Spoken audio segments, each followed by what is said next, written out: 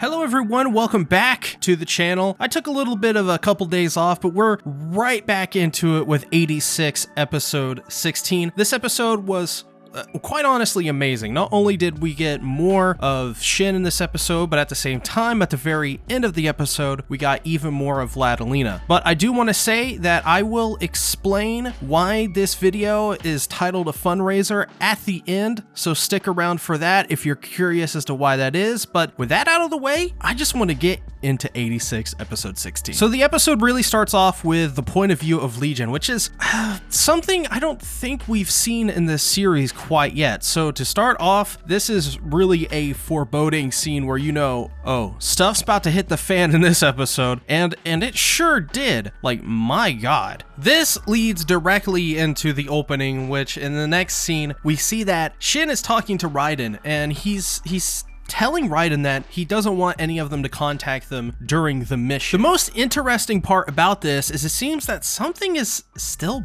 bothering him. I don't think we've ever seen this kind of expression on Shin before, have we? Usually when we see Shin, he's very stoic, he is very within himself, and he's very confident. But this time he's showing an expression as if he's nervous. And what's even stranger is to basically get onto the battlefield, he has to pull a gun on people, which is even, I would say, less out of character for Shin, because I feel like Shin knows what's best at the end of the day, and if he has to grease a few elbows, he's got to grease a few elbows. But this time he did it with a gun.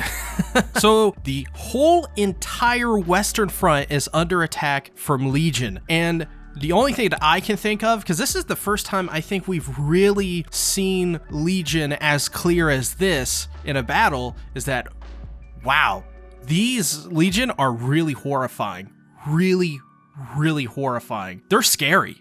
Honestly, they wipe out almost immediately all of the front line of the Empire, and all you can really say when seeing that stuff is, yep, that seems like the Legion, all right, because as we know, they're like just these autonomous beings. Well, they're not necessarily autonomous, but you know, they are ruthless, and they have superior strength and firepower in many scenarios, and it's no different in this scenario. And it just makes you wonder, like, well, damn, like what can anyone do against the Legion at this point? They wipe out all of these soldiers with these air mortars. It looks really cool. It looks like a shotgun blast from like the air out of like this cloud of dust. It's a really cool visual, and I actually really enjoyed the lighting and the animation of this scene, and well, really this whole sequence, because seeing the Legion firsthand in battle is already horrifying enough, but when the animation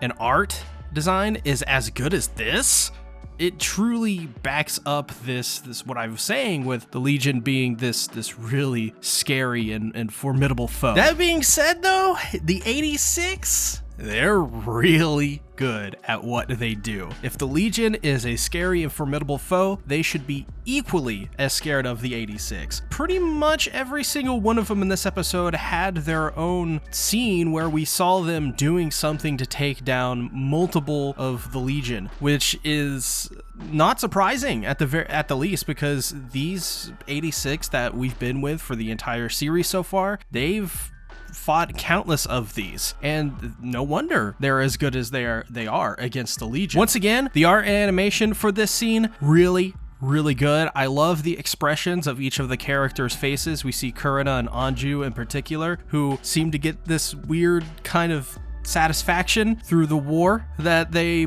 wage on, which is kind of scary, although later we'll see a really scary version of Sheena. We'll talk about that in just a moment. But actually, speaking of Sheena, he runs into a soldier and he tells this soldier that there is a second wave coming, and the soldier's like, what? A second wave? Like, we should go back now. But no. Oh no, there's a second wave coming, even though they deal with it. Then we see Frederica, which we haven't seen up until now in this episode. Another thing we really haven't seen is Frederica uses her powers. Now, I first want to say, it looks like she didn't choose to use the powers. It just seemed to have activated at that moment. And what she sees is, well, I mean, we'll get into more of it later, but she sees the fall of the Republic. Which, by the way, there is an end credit scene in this episode, so if you didn't see the end credit scene, maybe you should go back and watch it because it's really good. But they're able to force back the Legion, though during which Frederica notices and sees that Sheena is losing his mind during this battle. He has a grin on his face, and no wonder they didn't want any of his comrades to contact him during the fight, because he was losing it. He was unhinged during this whole scene where he was taking out Legion left and right, and he had a smile on his face while consoles were exploding in his cockpit and cutting his face. He didn't even notice. He didn't even notice until afterwards, where he was like, oh, well, that sure did happen. But now he's got the Mikasa cut across his face. So there you go. Now he's as cool as Mikasa. This leads to a beautiful scene, in my opinion, where Frederica confronts Sheena, because Frederica kind of sees where Sheena is headed and doesn't want Sheena to, well, really, I mean, she doesn't want to lose Sheena in the same way that she lost Kiria. Why did I say Kiria? This is not Fate.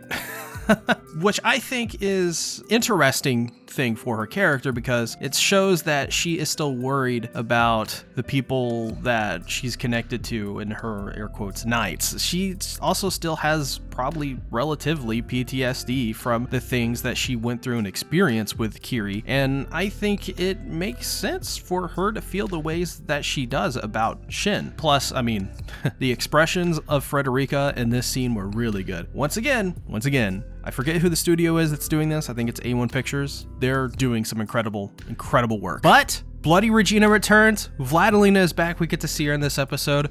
She sees what just went down, though she immediately wants to do, as Vladilena does, wants to go to her position and contribute to this war. Karlstall, her uncle, stops her. So this conversation is really interesting, not for really kind of what happens during it, but for what happens after it. So basically, we get what we've gotten with Vladilena pretty much throughout every other episode in this series. Reyna is intervening herself because she doesn't just want to get up. She knows the Republic is falling. Everyone knows that the Republic is done for, but she's not just going to sit around and let it happen. She wants to fight. And Karlstall, we see throughout most of the series how he is like saying, Vladilena, just give up on this. Like, do the right thing here. Don't keep pursuing this when you know that the end is near for all of us.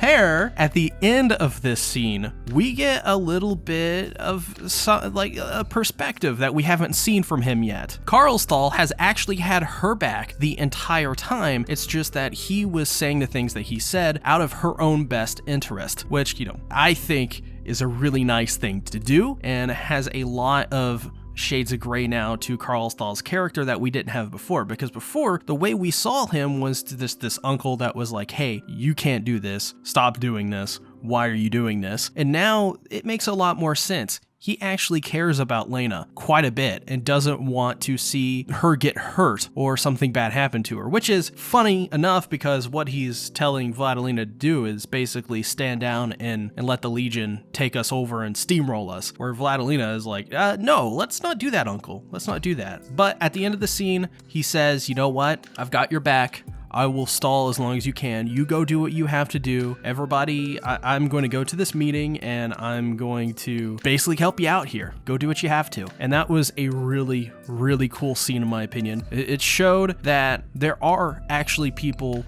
within the Republic that do believe in Vladilena. And it just so happens to be that it's her uncle, which is really cool. So Frederica is talking to the 86 about how she saw Kiria attacking the Republic, which is interesting because just a second later, it seems that Kiria decided to attack Frederica and the Empire. This end sequence was phenomenal. in my opinion, but as well at the same time, it is really frightening because I hope they don't kill any of the 86 off in the next episode. I don't think that's going to happen, but of course there is the worry of that happening, though I say the likelihood is like, I don't know, 5%. They're definitely not going to kill Frederica because of her power and her standing in the former Empire of Giad. So I think what we're going to get is in the next episode, we're going to get a showdown between Kiri and Sheena, or at least the rest of the Empire, and they're going to hopefully capture Kiri, and we're going to have our first confrontation with a legion